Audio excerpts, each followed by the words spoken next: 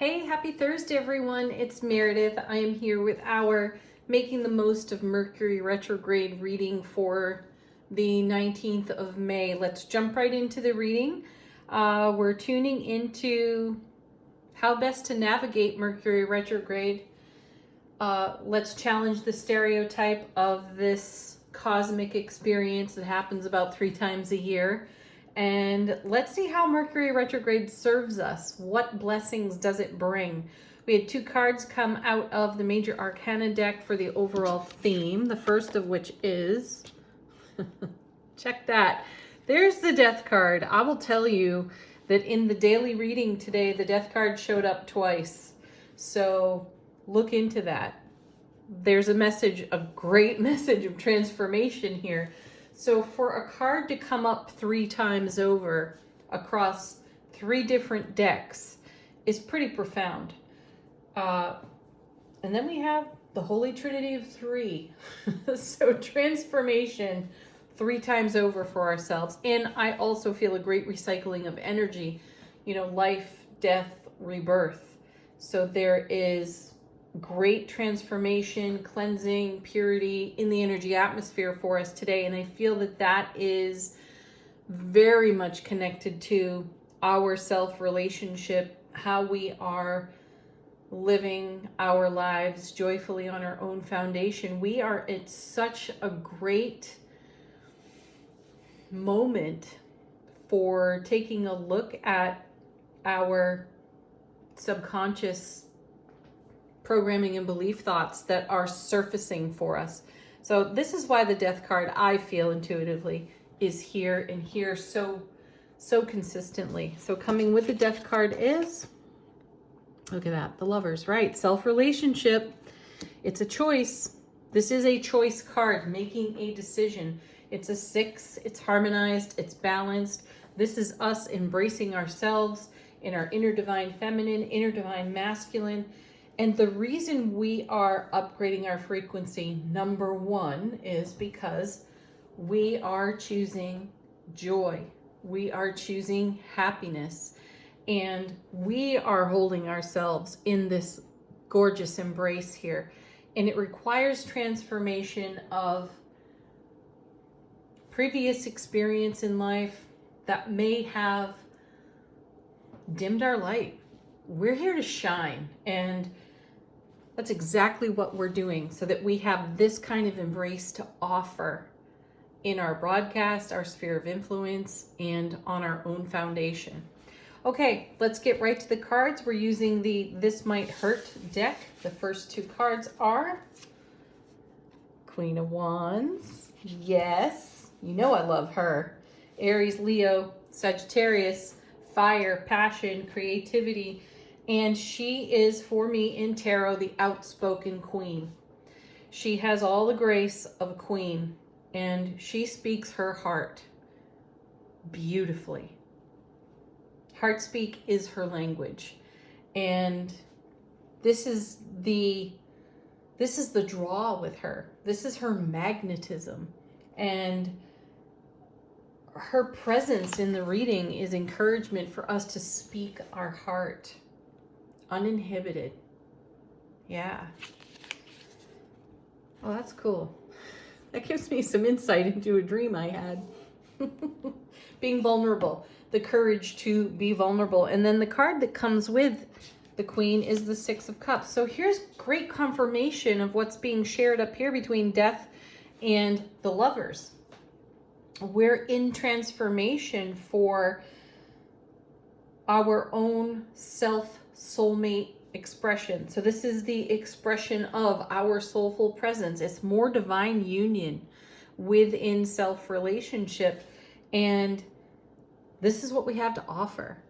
And the Queen says, speak your heart out of your own self-soulmate connection. And you will be met in this way. Right? Those who meet you there, those folks are your tribe. I also feel a message here for those of you who have a divine special love in your life. And I feel that your conversation is going much deeper. It does not matter how new or how old your love connection is. There is a transformation taking place. And I also hear we are not holding back. You get the raw, authentic you. And you're being met there. So it's wonderful. And if it's something, if you've been holding back your authenticity, you're being invited to, part the veil and step through whatever veil you're keeping up in the name of self-protection. Yeah, gorgeous. This is also a great communication card too, because this Six of Cups is one I feel of channeled intuitive downloads. So be aware of how the universe, Queen of Wands, is speaking through you, with you, intuitively. Channel that message to your world. Okay, next. Beautiful. Here's the Empress, and she comes with the Lovers. Look, again, another card where the lovers are embraced. In traditional tarot, you don't typically see them embraced. They're about to. They're reaching for one another. Their hands are extended. But in these two decks, we're witnessing the actual embrace. And isn't it beautiful to have the Empress here? This is how we are nurturing ourselves. She's the mother of tarot. She and the Emperor, you go no higher than the two of them in tarot. They are the parents. They've created all this.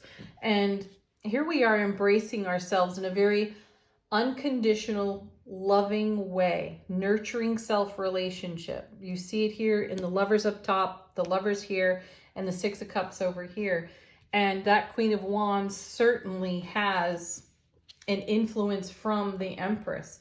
So it is how we are loving ourselves in an untamed, wild way so that we can bring out our authentic beingness to our sphere of influence.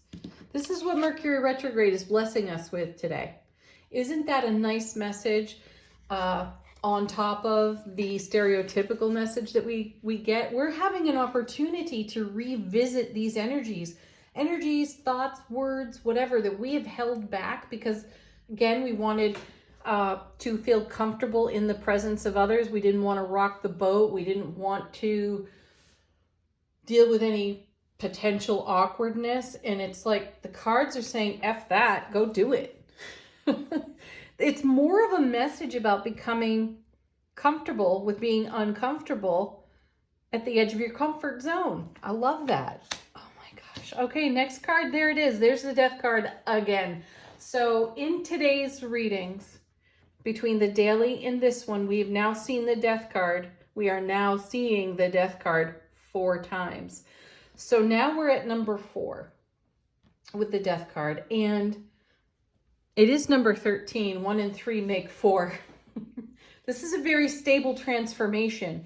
I feel that the presence of the Death card is letting us know, as uncomfortable as seeing the Death card can be, again, stereotypically, the Death card is here offering us comfort in its stability. What is it that people say? The one great constant is change, and that's the Death card, change. And this is a tremendous upgrade of celebrating our soulful presence life experience here in our sphere of influence and the way we broadcast into this dimension known as an earth reality. And as someone once shared with me, our chances of being here are 1 in like 400 trillion. There's no mistake. So why would you water any aspect of your beingness down, right? I love that this message is coming so consistently out of the Mercury retrograde reading. It's encouraging us to live our inspiration. The Mercury retrograde reading has become a great cheerleader for us. So embrace your transformation in an unconditionally loving way and nurture your self-relationship and bring that out into your sphere of influence and broadcast like the Queen of Wands. Next 3 cards spell out together. The first is the 3 of Wands. Yeah, this is a whole new pathway. It's a whole new leg of the journey. So the Two of Wands is a card where we step through a portal and a gateway. That opened up for us when Mercury retrograde came onto the scene, right? We stepped through and we are continuing to create, to travel, to grow here. And look what we're growing. Then we have the Fool. How perfect. With the Two of Swords. I love this combination. This is us listening to our intuition on the Two of Swords. And we are in contemplation, which is excellent for a retrograde energy. Contemplation, consideration. What have I not considered? Staying open to receiving from our own intuitive gifts, the Death card. And then the Fool, moving forward in a carefree manner because we're not trying to protect ourselves and make ourselves more, I can't believe I'm hearing this, digestible. How we are received. Yeah, we kind of go down easy. We attempt to not be so in your face and perhaps what we once thought was awkward, though it feels as though the energy atmosphere is calling for our authenticity. And we can't hold it back to make everybody else feel less awkward or comfortable. Because then we get the discomfort. And then we have to clean that up on the Death card. So, all right, final two cards. Contemplate on that.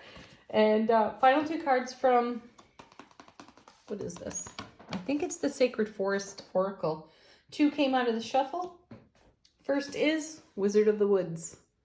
Focus.